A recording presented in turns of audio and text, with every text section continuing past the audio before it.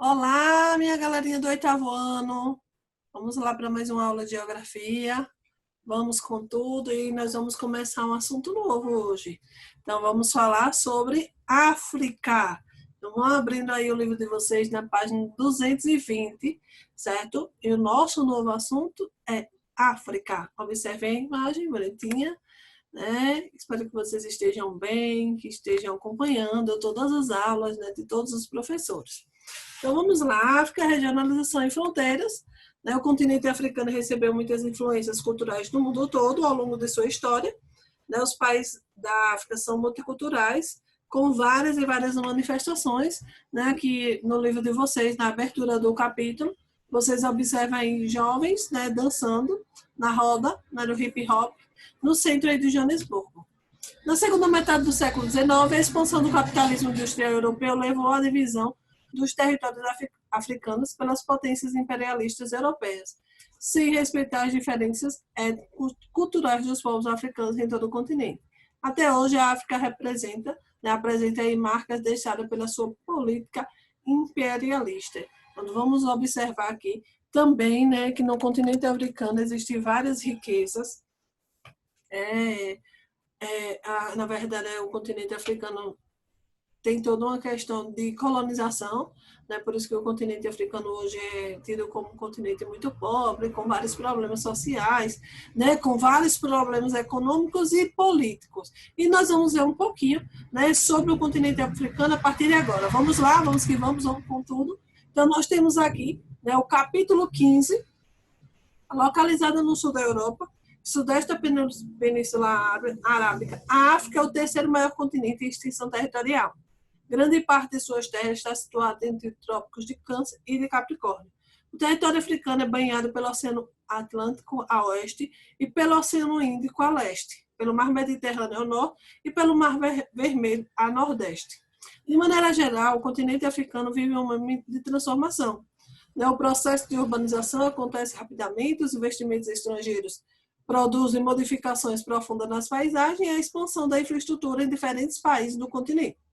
As relações econômicas que no passado estiveram muito ligadas com a Europa, atualmente têm se voltado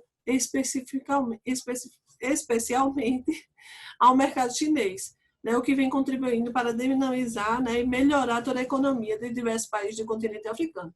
Então, o continente africano passou por um processo histórico de exploração. Né?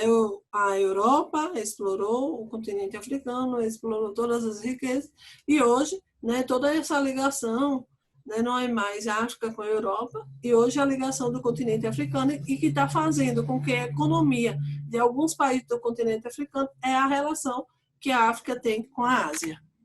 Então, contudo, o forte contraste social acentua diversas, né, vários diferentes grupos. Existem países que são mais ricos, existem países que são mais pobres, né? Então tem toda essa complexidade e a diversidade, né, característica do continente, torna a África possível, né, de regionalizar, né, de diferentes maneiras.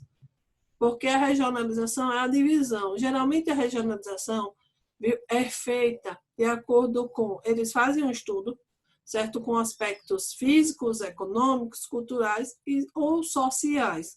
Então, ele tem toda essa complexidade, porque os países eles não são muito próximo do outro, aquele que é rico, né, aquele que tem um desenvolvimento maior, geralmente eles estão bem, né, espalhados aí em todo o continente, por isso que acaba tendo toda essa complexidade, né, no momento de regionalização. O relevo, então, predomina, né, terrenos pouco íngremes e altitudes inferiores a 1.000 metros. As planícies são encontradas nas faixas litorâneas ao longo das margens dos rios, como o Congo, o Gâmbia e o Senegal. Os planaltos antigos, né, bastante desgastados por agentes erosivos, né, o vento, a chuva, é um exemplo, né, dominam as paisagens naturais do continente. No entanto, algumas porções de território já sofreram várias influências no processo de tectonismo recente, ligados principalmente às atividades vulcânicas, que contribuíram para a formação de altas montanhas no extremo norte e na porção leste. O Monte Kilimanjaro, cujo pico é o mais alto da África, com 5.895 metros de altitude, está localizado na porção leste do continente. Então, vocês percebem que o relevo, né, são características, né, de pouco íngremes e tem uma maior porcentagem de planícies, certo? Então, nós temos alguns pontos que são característicos de planaltos, mas que são planaltos antigos e muito desgastados pelo processo de erosão. E, sim, tem alguns pontos que são altos, sim, mas que observe que eles conseguem um maior destaque, né, por ter a maior parte da terra de planícies e planalto, que é o destaque aí, né, é o Monte Kilimanjaro, com altitude aí de 5.895 metros de altura. Planaltos africanos. Então, sempre, né, como eu já falei para vocês, quando vocês observarem um mapa, daí é um mapa físico. Então, as cores mais clarinhas são as cores onde vocês vão ter, né, um relevo mais baixinho, certo? E as cores que, quando elas vão escurecendo, são os relevos, né, são os locais onde tem uma altitude mais elevada. Então, o continente africano, ele está dividido em 3 porções principais, né? O Planalto Oriental, o Planalto Setentrional e o Planalto Centro-Meridional. Né? Vocês observam aí no mapa, no livro de vocês, eu vou falar agora um pouquinho sobre cada um. Planalto Oriental, né? Trata-se de uma região com montanha de origem vulcânica, de altitudes elevadas e depressões ou fossas tectônicas que deram origem a extensos lagos, como o Tangânica, o Vitória e o Niassa. Um aspecto que é marcante nesse planalto é o grande vale do Rift africano, que chama Rift Valley. É um sistema de falhas geológicas que atravessa a África Oriental no sentido norte e sul, com milhares de quilômetros de extensão, gerando na mesma época, que foi gerado, né, na mesma época que ocorreu a separação das placas tectônicas africana e arábica. Planalto Setentrional. Nessa porção do relevo localiza o deserto do Saara, que vocês já ouviram falar, é muito conhecido, né, que ocupa 1/4 do território continental. A noroeste dele está a cadeia do Atlas, que se estende desde o litoral do Marrocos até a Tunísia. O Planalto Centro-Meridional. Esse planalto corresponde, né, o centro-oeste e o sul do continente. Apresenta altitudes de médias mais altas e a do Planalto Setentrional, com exceção da bacia do Rio Congo e o deserto do Kalahari, que constitui grandes depressões. Então, aqui foi um pouquinho, certo? É uma parte mais decorativa, né, um pouquinho sobre essa parte de relevo, né, do continente africano.